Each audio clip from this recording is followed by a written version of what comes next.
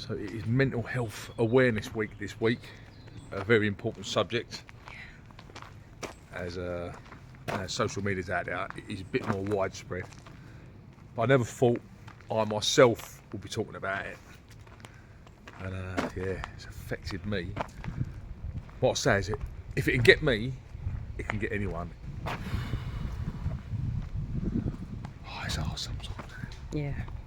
Talk to us about your experience with how mental health affected you. What affected me, it affected us, didn't it? Mm-hmm. I never thought I'd be that person because I'm just upbeat, you know, happy-go-lucky, nothing was a problem, dealt with it. And then I made a decision with my businesses. I come out of one business through COVID, opened up another business. Within a month of it open, I knew I made the wrong decision. In my gut, I knew, and that was it. It was open, I think, another, I don't know, 8-9 months, a year, roughly about 8 months. A month in, I knew I made a mistake. I knew I'd lost everything that we had, and I didn't realise until it closed that I had depression. And at one point, me and Carlene was having a conversation. I just broke down and cried. I said, Carlene, going to that shop, I cried every day for about 6 weeks, cried my eyes out before I got to the shop. And I couldn't understand, and that sounds silly, I couldn't understand why. I had to close my business down. I had to make that decision. And yeah, I turned it into something else that failed miserably, and I had to walk away. And for me to walk away was the hardest thing I ever had to do, because I go out, I'm a dad, I'm a husband, I'm a father, I go out, I earn the money, I look after my family, that's it. And that stopped. And I found that really, really hard to take. And I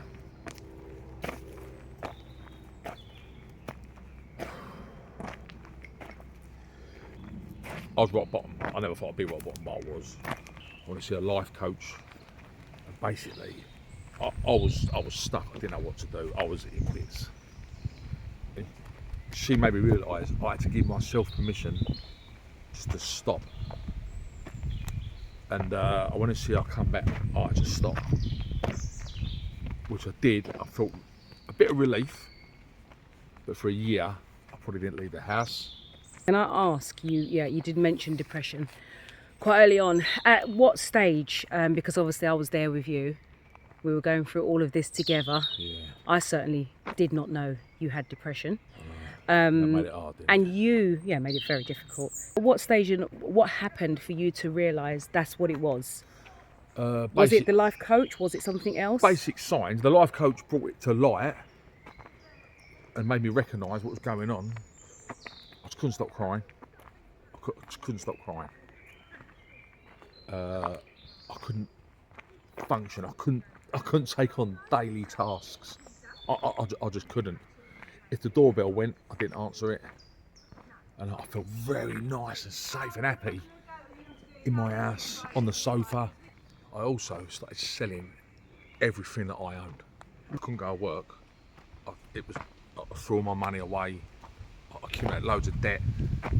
So I started selling everything I owned. I'd get rid of everything just to try and bring some money in, just to prove that I had a bit of self-worth, that I'm bringing money in for the family. And yeah, and it finally come to it, and it took a long time. So I rang a helpline one night because I was just desperate. They said, I've got to go to the doctors. This went on for months. I couldn't even get myself to the doctors because I couldn't speak about this at the time. And I finally went to the doctors. I didn't say much. I just broke down. And then the doctor held my hand, which...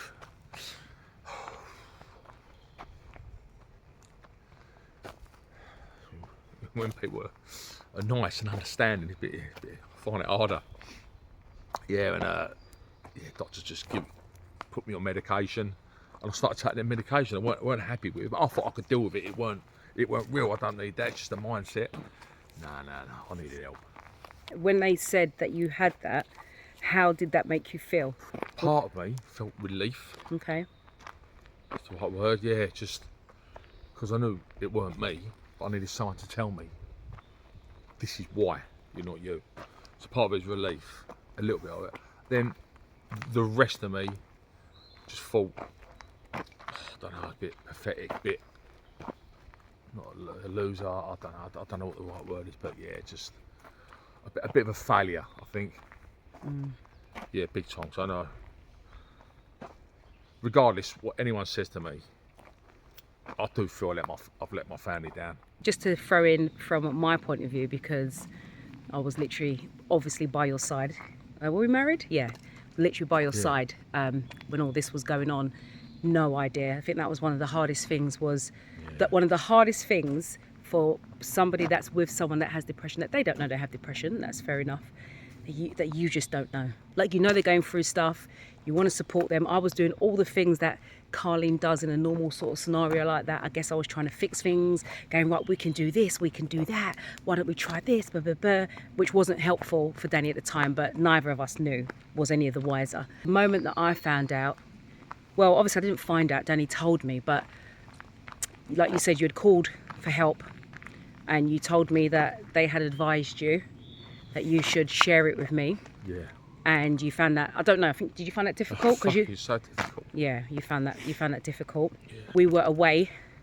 It's really weird because we had this holiday that we had booked pre-lockdown. The holiday ended up happening after lockdown, after a lot of what Danny's talking about, his story, all that. So by the time the holiday come, we needed it. And I remember, because we booked it so far in advance, I was saying to Danny, when this holiday comes, I know it's gonna come at a great time when we need it and appreciate it. Not knowing what was ahead of us, and by the time it did come, we was not financially in a position to go on this holiday, but it was paid for. And we weren't missing out on this holiday, right? So during this holiday, everything was pretty normal, seemed pretty normal to me. Something happened that created a conversation. And it was during that conversation that Danny told me. He told me that he has depression, which totally shocked me and gobsmacked. And one of the hardest things for me, didn't see it. And that has been the thing that has been really hard for me to accept, is I never saw it. I never saw it. I knew he was having struggles, like I said, with his business and stuff. I knew he was down. I knew there was a lot, you know. I saw some of the crying, I saw some of the anger and upset, but I did not put two and two together. And, you know, at that moment, the thing that we were talking about before and the other things that were going on meant absolutely nothing to me, because I had this man in front of me who was my husband at the time. We'd been married, we just got married like maybe the year before. Yeah, the year before. We'd been married a year, and he's telling me he's at this deep, dark place. And at that point, nothing else mattered. Where are you now, Danny? Can you share that with us? Certainly, yeah. I'm in a better place, but it's a different place. I'm in a different place, and I will be for the rest of my life. Financially, I lost it all. But I gained everything. What I mean by that is, I have realised what is really important, who is really important, and trust me, yourself is really important. Yeah. And I'm doing things now I wanted to do as a child. It's all come through the therapy. I started doing a bit of acting, went to acting school. I always wanted to do it. So I went to acting school. All of a sudden I found myself in front of cameras. I've been in films, adverts, videos. Absolutely loved it. I never would have done that. What tips were you given, or what tips can you share, or that you learned in that time, that maybe you could share with people that are watching, that may have recognised where they are now, and some tips to kind of help them get through it, get out of it? You have to love yourself. Put yourself first and love yourself. And you really do. Really appreciate who you are as a person. That's so important. It really is. Yeah. And the tips I've got, listen, go out no matter what. There's help out there. You got to push it sometimes. Yeah. But there'll be someone out there that will resonate, that will help you. I love writing. I didn't know that. I started doing poetry. But it takes your brain away to another place. Part of your brain. She used to do puzzles. I was like, puzzles? She went, when you do a puzzle, you switch off the fog. It's the depression that takes over everything. You create, start doing a puzzle, comes like that, and that goes. So I was at home. Oh my God, I couldn't wait to get up in the morning to do a puzzle. And it's them little steps, it really is, that make things better. Also, breathing techniques. I got told to meditate, I started doing yoga. That was all breathing. One of the things we actually got to enjoy and do together was walks in environments like this. Look at this, look. Look at this environment where we are. That's so important. Nature at its finest. I can't wait for life now, can you? No, I can't. Especially with you. Oh. So with mental health awareness for 2025, it's all about the power and the importance of community. Oh. So can you talk to the people about the power and the importance of community in your scenario? So part of my healing was music. So I play music. I've been collecting vinyl records since I was 13. I said, get your music out, play music again. When you got music in your soul, in your heart, and it means a lot to you, which we have, haven't we? Yeah. I get lost in music. So I started playing music again. So Carlene said, look, got to do it live on TikTok. I was like, I feel sick. You said no. Yeah, I said no, yeah, so I ain't doing that, don't be silly. Finally coming and doing it, all of a sudden, people really enjoyed it. Then we started talking, building up a community, and what we do on social media and what we show and what people share to us and what we share, it's so many like-minded people out there, you've got to find them. But if your intention's right, 100% you will find them. They will find you. Yeah, that's right. They say your vibe attracts your tribe, and that's literally what happened with us.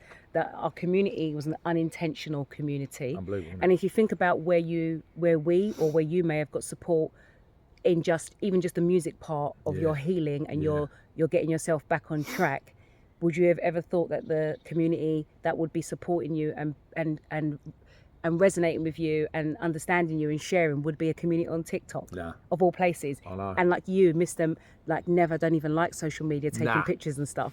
Ah. That probably the last place you would have thought that you would have got the support. And what's happened in you doing you, what you was just saying, and I'm saying your vibe attracts your tribe. Yeah.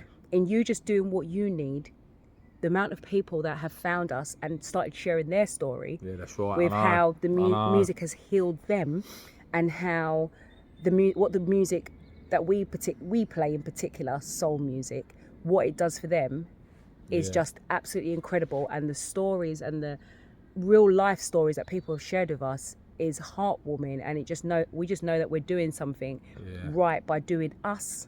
We're able to help other people, and it's created a community that is not only on social media, but we've now had many real life experiences. That's right. Bobby Williams said, like, the people with depression, they walk around with the biggest smile. Yep. And the most outgoing energy to prove that they're okay, and they're not. Yeah. That's what depression is. You've got to love yourself and just be kind to others. You really don't know what people are going through.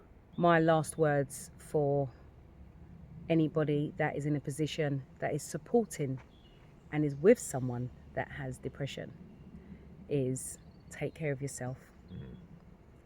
You want to be there for them? I'm here for Danny.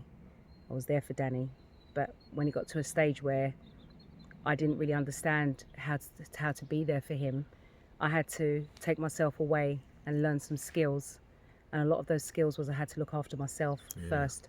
And I cannot fix anything for Danny. I'm not the saviour. I'm not the fixer. I can be his support, and I'm always 100% his support. But look after yourself too, and get what help you need. And it meant that I could be like full for myself, so that I could then be full and help Danny and support Danny. Wow.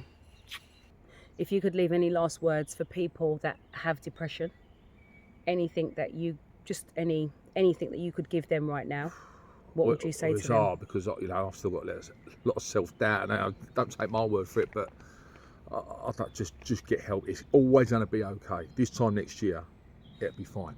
No matter what you're facing, it'll be fine. Someone out there will help you deal with it. Mark my words. It's Mental Health Awareness Week for 2025.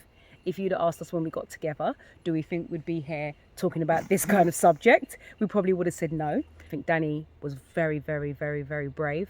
He's been very brave to do this and very brave in getting help. And we know it's not easy for anything, whether it's depression or just help in general, just to say, I need some help, I need some support. Yeah. It's not easy in any scenario, but what people can share and will share for the people that have asked for help, that it's been okay. What Danny said is absolutely true. Everything will work out. Well done, babe. Yeah. Love you. Thank you. You're welcome. Thank you.